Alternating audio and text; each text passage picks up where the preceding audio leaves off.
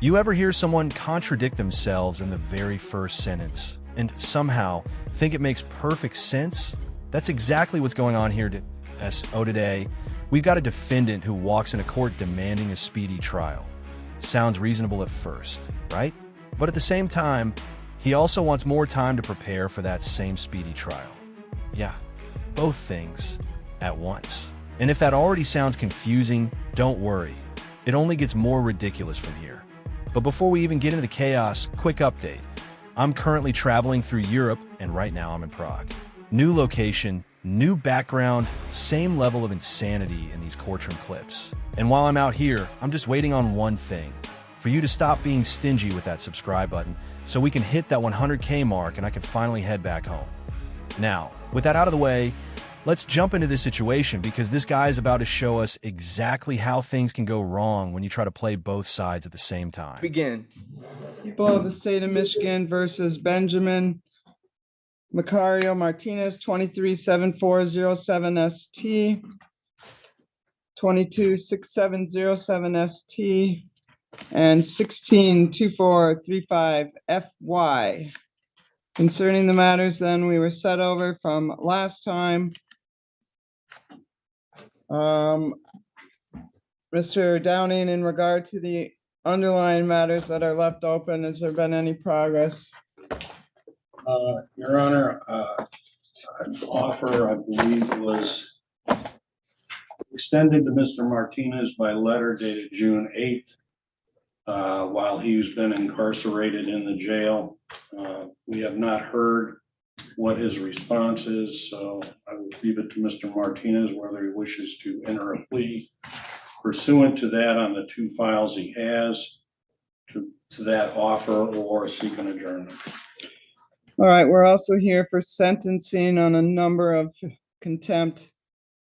So in regard to the two open charges, Mr. Martinez, and your proceeding here today in general, are you choosing to proceed without a lawyer here today? Yes, I am, Your Honor. Well, that was right there. That's where things start going off the rails because his very first move, he decides to represent himself. Now, that might sound bold, maybe even confident, but almost immediately, it turns into a complete contradiction that at the same time, he's insisting on handling his own case. He's also constantly complaining about how difficult it is, how unfair it is, and all the disadvantages that come with not having a lawyer. Basically, he chose this path himself and then spent the entire time acting like he was forced into it.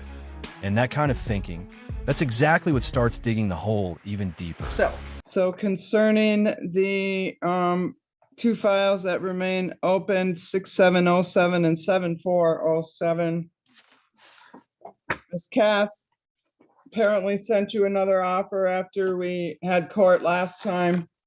Mr. Martinez, I have no idea what that offer is. The court is not part of any plea bargaining.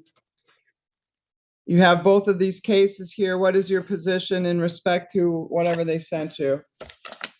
I would like to file a motion to have charges all dismissed due to the Speedy Trial Act. And also, I didn't get, last time we were in court, I expressed to the court that I wasn't able to have reasonable time or inadequate law books. They're old. I only got an hour and a half. So at this point, you have to ask, what exactly is he expecting the court to do for him? Give him years to go off, study law, and come back ready. That's not how this works. Yes, the Constitution gives you the right to represent yourself. That part is true. But what it doesn't do is protect you from the consequences of making that decision. And that's the part he clearly didn't think through. So just because you have a constitutional right to do something does not mean that you should do it. I only know some rules for an hour and a half of studying, so out of my freedom of speech and the rules of professional conduct, I'd like to read my motions. All right, go right ahead.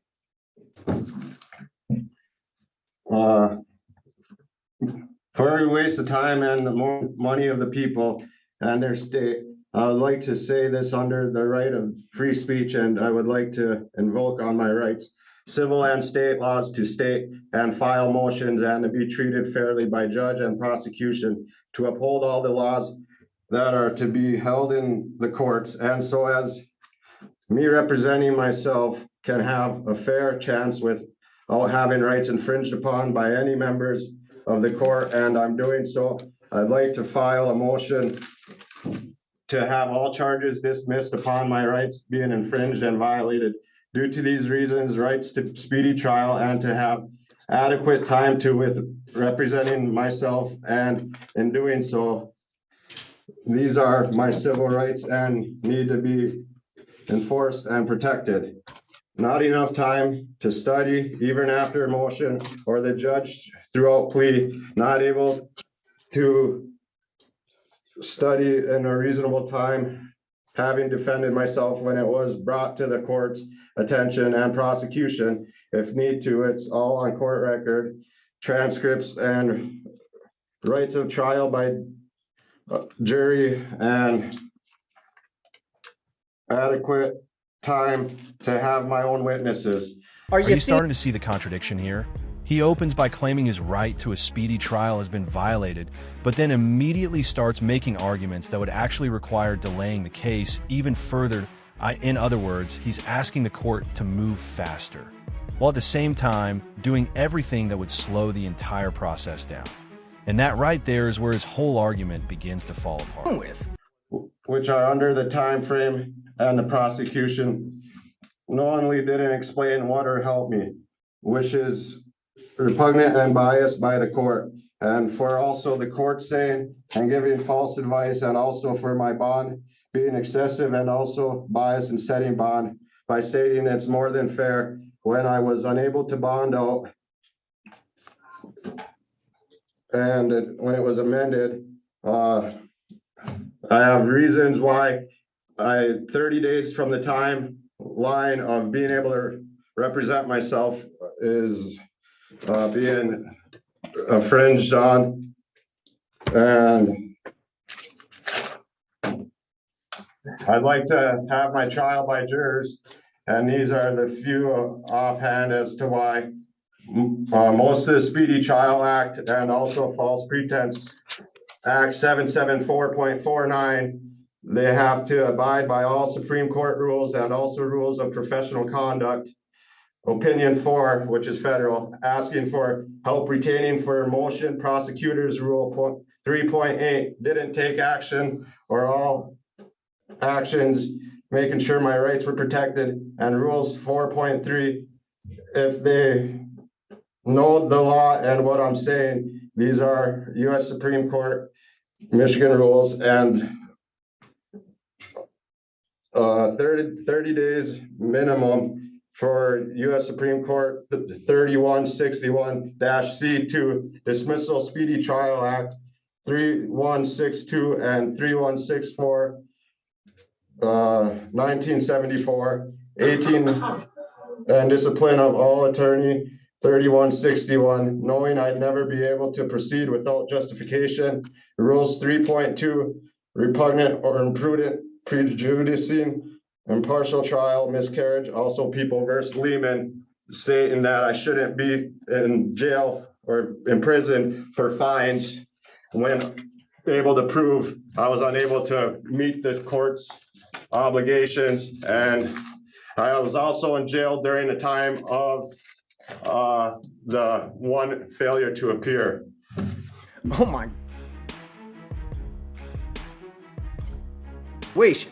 And I don't think it's very fair that with having to go against people that have 8 years of schooling versus my hour and a half, when I've asked every day to go to the law library and kited, and there's no way that my act to speedy trial, if you need that read, can ever be met.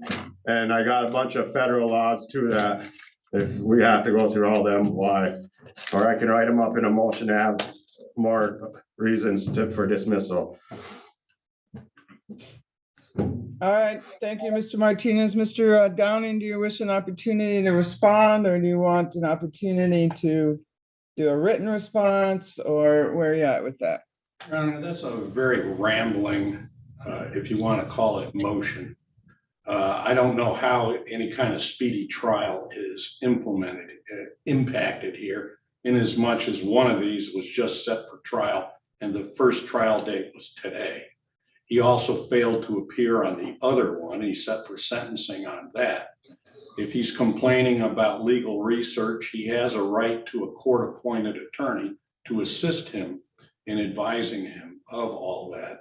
I do note the record 2 handwritten responses from Mr. Martinez in response to Ms. Cass's offer letter asking to discuss the offer with her. It says nothing in there about speedy trial or anything of that nature. To the extent that he's setting himself up or trying to set himself up for these objections, I don't think there's any basis for it whatsoever. But if the court would like a written response, we would need a transcript of what he has rambled on about here in order to decide what it is exactly he's arguing. All right, in regard to the matter, we've spent a good hour and a half or more on the record. I think it was last week, maybe the week before. We went through a whole plea colloquy. We got down to the end, the deal had been made. He decided at the last minute then he wanted to have a trial. So we set this matter over to today's date. He didn't want a lawyer then, he doesn't want a lawyer now, yet you want to complain that you don't have access. You're going up against people with 8 years of education. Which is it, Mr. Martinez? You want to represent yourself or you want a lawyer? I want to represent myself, but I also was given false information by some court officers that I wasn't allowed to have a standby counsel or have advice by a counsel. And I know there's also a federal law that says that I'm able to have third-party advice.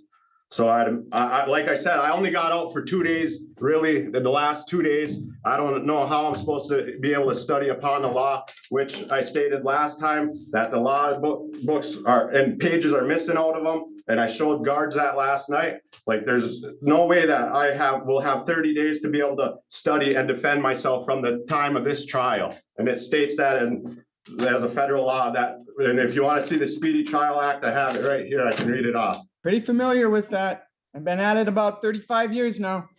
Okay. So in regard to the matter, Mr. Martinez, your motions are denied. In regard to your lack of a speedy trial issue, the following is my finding. One, first off, I'm going to sentence you on all of these failures to appear in contempt of courts. Last week, you had the opportunity. I dismissed and purged 2 of them. If you pled on 2 of them, we got through the whole plea colloquy on that. And oh, you didn't want that either. So then we went through the hearings and I found you guilty of 4 contempts because you failed to appear 3 times and you haven't paid. We're looking at a what, 2016 case that you still haven't paid on. So this is my sentence. You want to say anything in respect to your failures to appear sentencing before I impose sentence? Mr. Martinez. Yes, there's federal laws state and that you cannot imprison somebody for fines being unpaid. And Yeah. just to clear something up, those fines, they're not random fees, they're court-ordered penalties, which means if a judge tells you to pay and you don't, you'd better have a very solid reason. Because if you don't, that's when things can escalate fast to that point. You're looking at being held in contempt of court. And instead of showing up freely, your future appearances might be coming straight from custody. Lev.